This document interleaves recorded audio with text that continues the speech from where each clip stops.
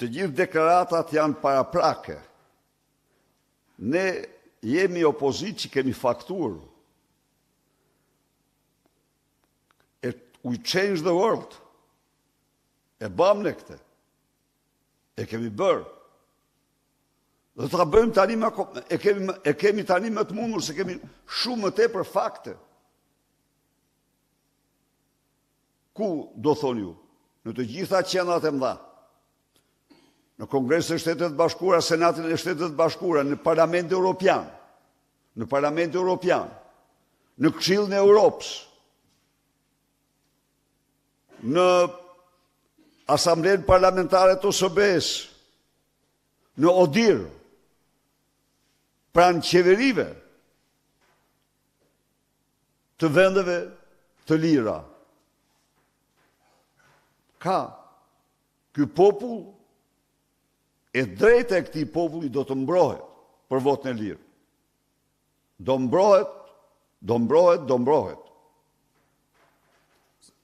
Zoti Berisha, Nesti Bariame me Adysienen. Po, duke mos mohuar asnjë prej akuzave tuaja që për manipulime dhe vjedhje të zgjedhjeve, a ka nevojë Partia Demokratike për një analizë brenda saj për të kuptuar edhe ku kanë shkaqet brenda vetes? Prit tani se marrim gjysmën e parë. Janë të mijat apo edhe tuajat këto? Ja hudh poshtë njërin prej tyre. Ja ku jemi, ja prit një minutë. Jo, një minutë. Mor, hidh poshtë njërin nga këto pretendime. Pra, këto nuk janë të mijat, janë të çdo njeriu që beson tek vota e lirë, që thot, qytetari im do të shpreh vullnetin. Po ju s'mund të imagjinoni se çfarë është bërë. A mund thonë, po i dini, pjesa e parë, pjesa e dytë tani. Ka nevojë Partia Demokratike për një analizë të saj të brendshme për të kuptuar edhe brenda vetes shkaqet sepse qytetarët nuk arrin që të marrin besimin tuaj, por gënjen me ato 100 euro. Partia Demokratike në emergjencë duhet të përcaktoj rrugët e daljes e mbrojtjes së votës shqiptarëve dhe pastaj të gjitha tjerat. Por emergjencë është. Zgjedhjet e grabitura nuk i falen kurrë narkodiktatorit e Edi Rama. Cili do që mendon ndryshe, le të hedh poshtë njërin nga faktet që kemi paraqitur se për kësaj here, gjërat bazë janë publike, i bëri me vendime qeverie Edi Rama. Nuk la, nuk po merri me ato të nëndheshmet. Xhabaftet dolin haptas dhe i dhanë Blendi Xhabaftit 5.500 vota, të dytit, Kepati i dyti merr 500 vota, 10 herë më pak se një hajdut i shpifur siç është Blendi Gonxhia. Ata dolin haptas, ata nuk e fshehen. Ose lexoni shkrimet për Xhavzotaj, për Pojën e tjerë, për Elbasanin, për kudo. Kështu që kësaj here gjërat janë evidente.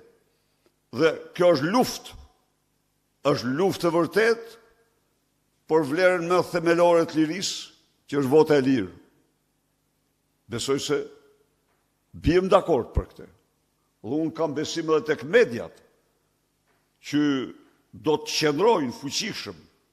Natyrisht, ato të pakapurat, se të kapurat do shlirohen vetëm pas fitores PD-s.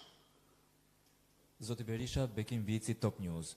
Nëse shohim rezultatet e deri tanishme dhe rezultatet përfundimtare paka shumë pa votën e diasporës për votën e subjekteve politike, rezulton se Partia Demokratike apo Sali Berisha i ka të njëjtat votat të tij. Pra, mbështetësit e tij i ka, por nga ana tjetër rezulton që nëse do të shohim votat preferenciale deri tani të kandidatëve, rezulton se 3 apo 4 persona kanë punuar, sepse duket në vot dhe përjashtuar të tjerët që rezultojnë për mendimin ton jo dhe aq efektiv. Të paktën e tregon vota. Nga ana tjetër, Ilir Meta, të cilit ju i keni dhënë 4 vende të sigurta, nuk arrin dot të sigurojë deri në këtë moment as 1800 vota. Sigurisht. A mendoni ju që lista e hartuar nga ju dhe mbështetësit tuaj zyrtar të tjerë në Partinë Demokratike, ishte ajo që solli një pjesë të fajit për këto rezultate?